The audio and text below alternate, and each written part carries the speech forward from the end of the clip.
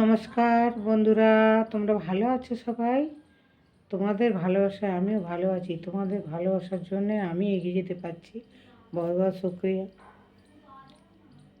ফেলে আসা স্মৃতিগুলো আমার মনে পড়ে যায়, তাই তোমাদের কাছে দুটো গল্প শেয়ার করি। সেই ছোট্টবেলা, মা বাবার কাছে বড় হওয়া, আর কত সুন্দর করে ধীরে ধীরে ধীরে ধীরে বড় হওয়া, তারপরে স্কুলে যাওয়া। সে কি দিন! বৃষ্টি বাদলের দিনে একদিন আমি, আমার ভাই, আমার বোন, আমরা স্কুলে যাচ্ছি। বাবা ছিল স্কুলের টিচার, মা ছিল হাউস ওয়াইফ, টেলার। আমরা বৃষ্টির দিনে বাবা নিয়ে যেত না, বাবা অনেক দূরে মাস্টারি করতো, সেই স্কুলে পড়তো। কিন্তু একদিন কী হলো, ওই ছেলেদেরা বলে না, ওইগুলো বেরিয়েছিল। তো বাবা নিয়ে যাচ্ছিল না, খাওয়া দাওয়া করিয়ে বাবা তোরা এখানে থাক, এখানে ঘুমো, এখানে সব কাজ করে, এখানে খেল, কোনো অসুবিধা নেই। কিন্তু আমি যে দুষ্টুমি করতাম, সেই দুষ্টুমিটা আমার মনে পড়লো। আমি বলি, চল ভাই বোন, তাড়াতাড়ি করে তৈরি হয়ে নে, আর আমি একটা লাঠি ধরবো, আর আমাকে তোরা দুজনে ধরে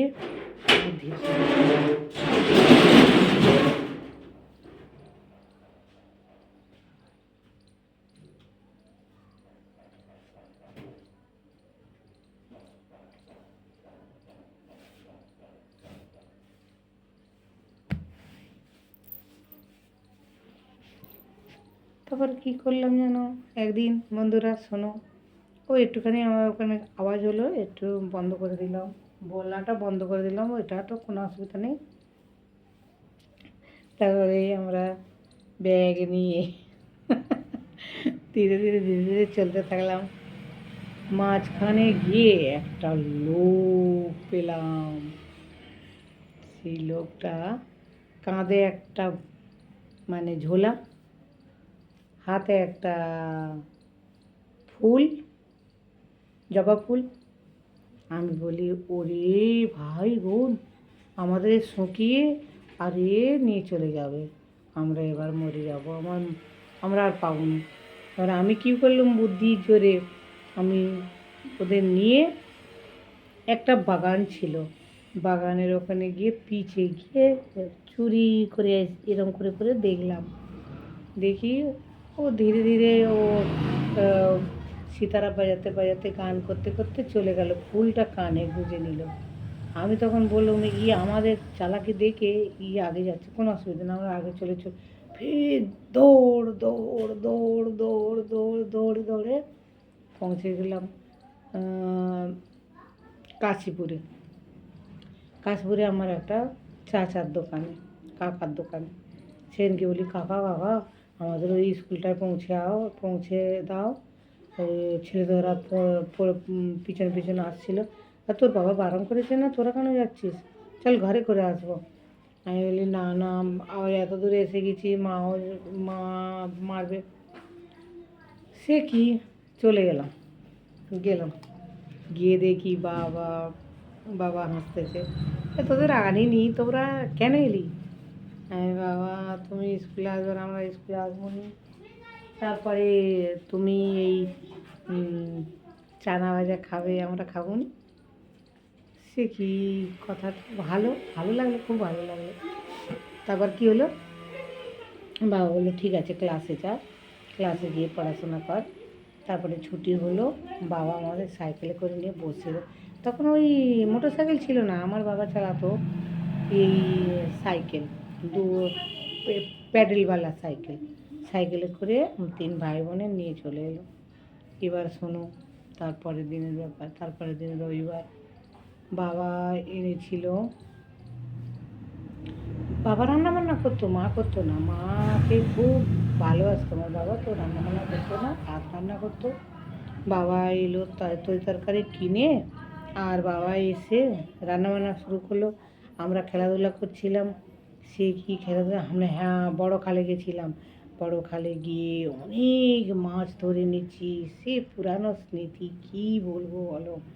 তারপরে একটা অশ্বত্থ গাছ ছিল, অশ্বত্থ গাছের ওখানে কাহানি শোনো আর ভূতের গল্প। আমরা মাছ ধরতে গেছি ওখানে। আমাদের থেকে যে বড় ছিল আমার একটা দাদা, সে বলছিল ওই বান্ডালি আজ ভূত দেখাবো।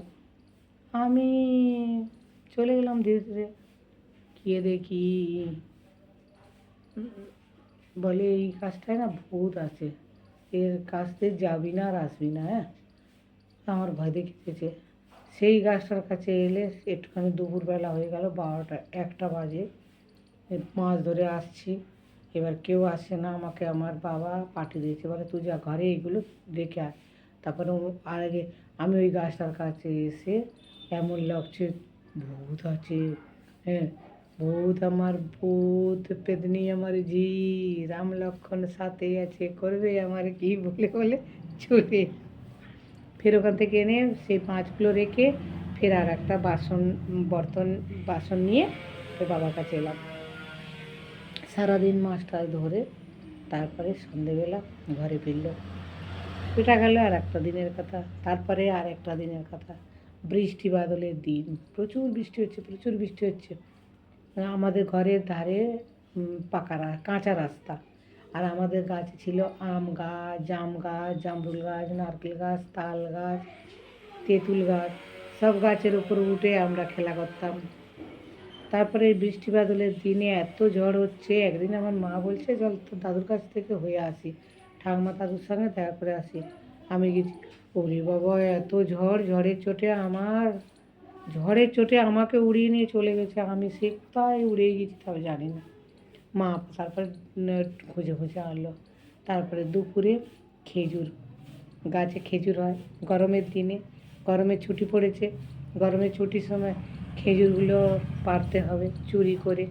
কালী বউ খেজুর, এমনি খেজুর, লাল খেজুর, মিষ্টি খেজুর। আমরা মা বাবা শুয়ে যাবে, আমরা বন্ধুরা মিলে ভাই বোন মিলে একটা আকুশি নিয়ে চলে যেতাম নড়ি, এত খেজুর নিয়ে আসতাম। এটা হলো। তারপরে আর একদিন এলো, একটু ধীরে ধীরে বড় হচ্ছি, তখন জ্ঞান হচ্ছে ধীরে ধীরে অন্যরকম। এবারে আমাদের বাড়ি একদিন ডাকাতি হয়ে গেল।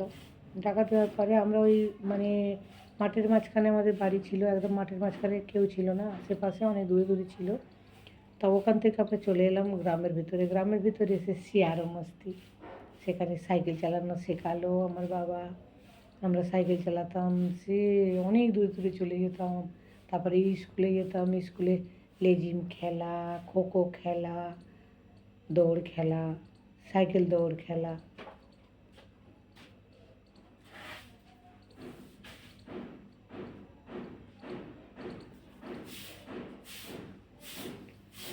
সব খেলা খেলে তারপর কি জানো, খেলতে খেলতে আমাদের দিনটা খুব ভালো যাচ্ছিল গো। তারপরে একদিন এমন সময় এলো, আমি তখন মাধ্যমিক পরীক্ষা দিচ্ছিলাম। পরীক্ষা বসে গেছি, তখন দুটো করে পরীক্ষা হতো মাধ্যমিক পরীক্ষা না, সকালবেলা একটা আর বিকেল মানে 1টা থেকে 4টে পর্যন্ত একটা, আর একটা সকাল 8টা থেকে 1টা পর্যন্ত, মানে 12:30 পর্যন্ত। তো পরীক্ষা দিচ্ছি, তখন আমার কাছে খবর গেল, আমার কাছে যায়নি, মানে স্কুলে খবর গেল যে বর্ণালী নামের যে ছাত্রী তার মাম্মি মারা গেছে। তো আমি পরীক্ষাটা দিয়ে নিলাম, দেওয়ার পরে তারপরে ওখান থেকে এলাম। সেই পরীক্ষা দেওয়ার পরে পাস তো হয়েছি, কিন্তু খুশি ছিল না যে আমি মেরিট পাইনি। ফেলে আসার স্মৃতিগুলো তো ভুলে থাকা তো যায় না। তারপরে ওখান থেকে শুরু হলো আমাদের অনেক কষ্টের দিন।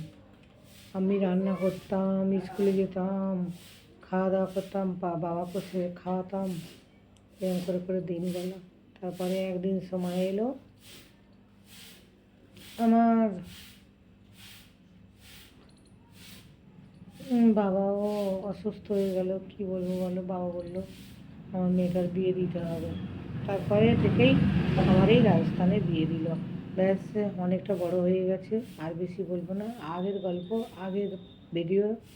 বাই বাই সবাইকে, আবার আসবো আগের ভিডিও। Thank you.